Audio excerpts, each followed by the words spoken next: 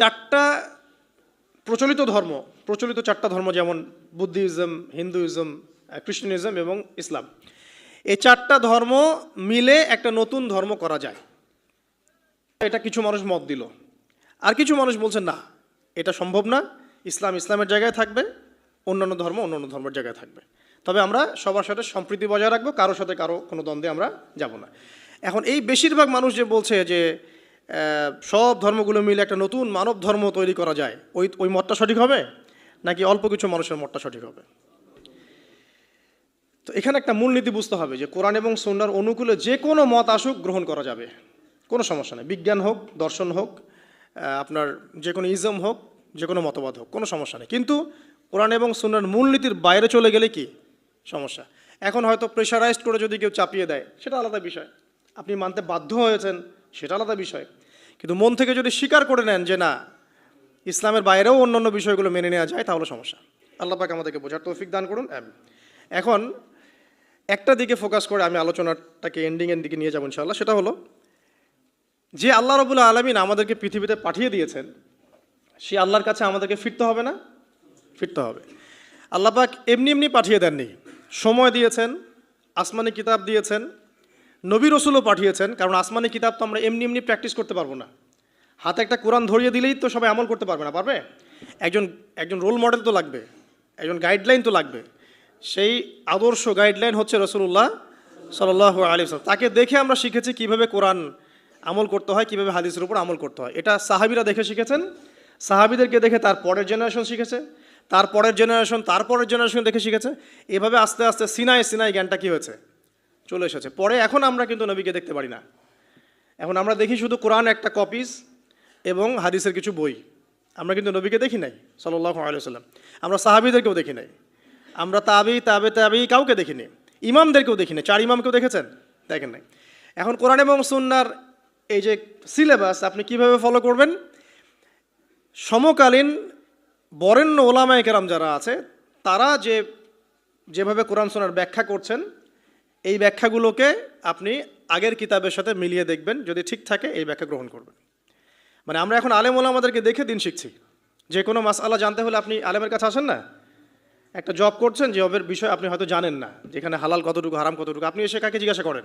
ইমাম সাহেবকে বা আলেমকে জিজ্ঞাসা করেন। তিনি কোরআন হাদিস ইস্তেহাদ করে গবেষণা করে আপনাকে একটা মত দেন।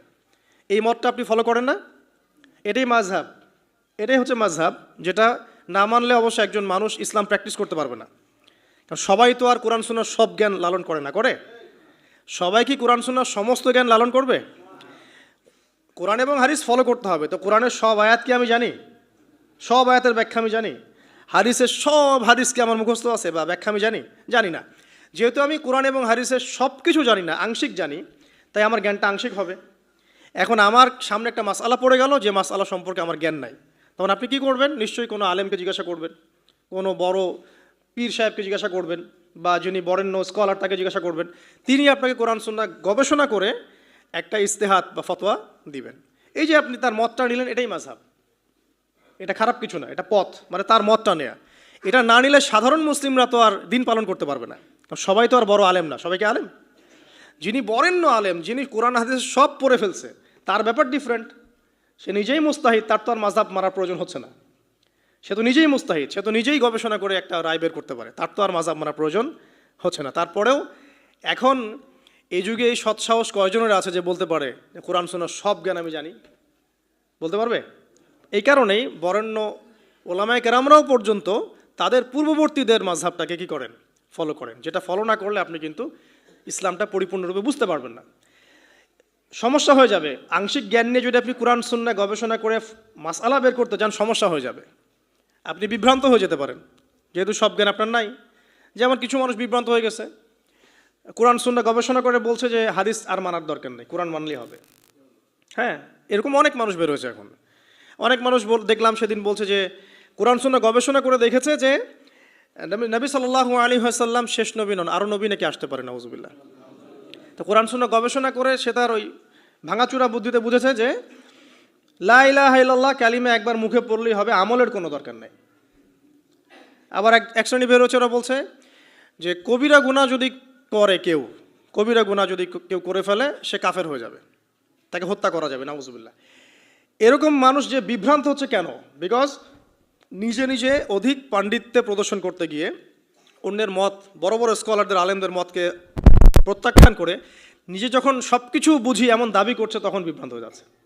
এই কারণেই পূর্ববর্তী রিনাউন্ড ওলামায়ে কেরাম যারা আছেন, ইমাম, ফকিহ, মুস্তাহিদ যারা আছেন, তাদের রায়গুলো এত ইম্পর্টেন্ট। এই কারণে তারা গবেষণা করে উম্মাকে 100 বছর এগিয়ে দিয়েছেন।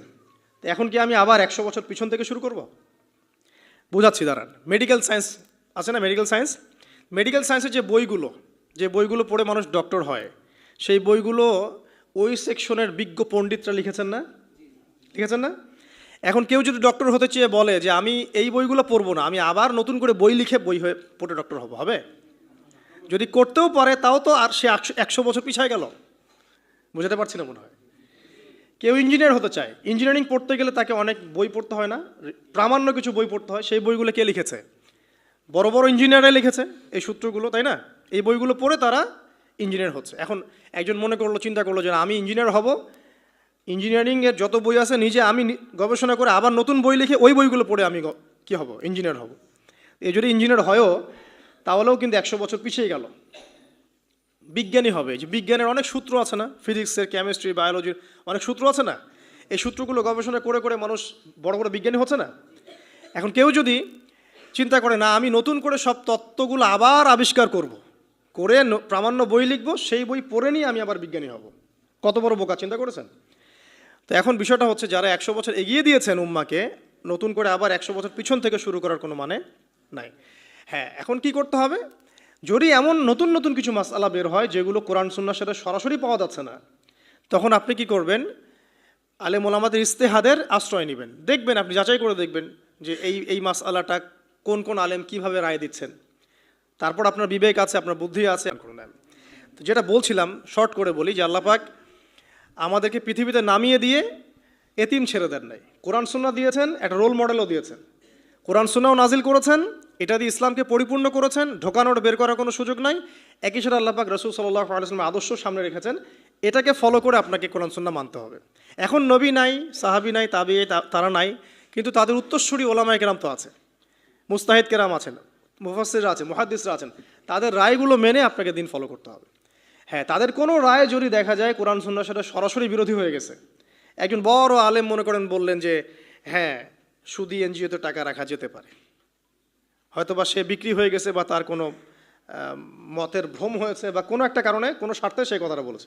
এবার আপনি বুঝতে পারছেন তার নাম অনেক বড়, টাইটেল অনেক বড়, কিন্তু সে সরাসরি কোরআন সুন্নাহর বিরোধী একটা কথা বলছে। আপনি নিবেন? তখন আপনি নিবেন না। তখন ওই মাসআলাটা নিয়ে অন্য আলেমদের কাছে যাবেন, যে অমুক আলেম তো এই কথা বলছেন, আপনারা কি বলছেন? তখন আপনি যাচাই বাছাই করে একটা সিদ্ধান্তে আসতে পারবেন। এভাবে দিন পালন করলে ইনশাল্লাহ বিভ্রান্ত হবেন না ইনশাল্লাহ। আর একা একা বুঝে সব করতে গেলে সমস্যা আছে। আল্লাহ পাক আমাদেরকে একটু বোঝার তৌফিক দান করুন।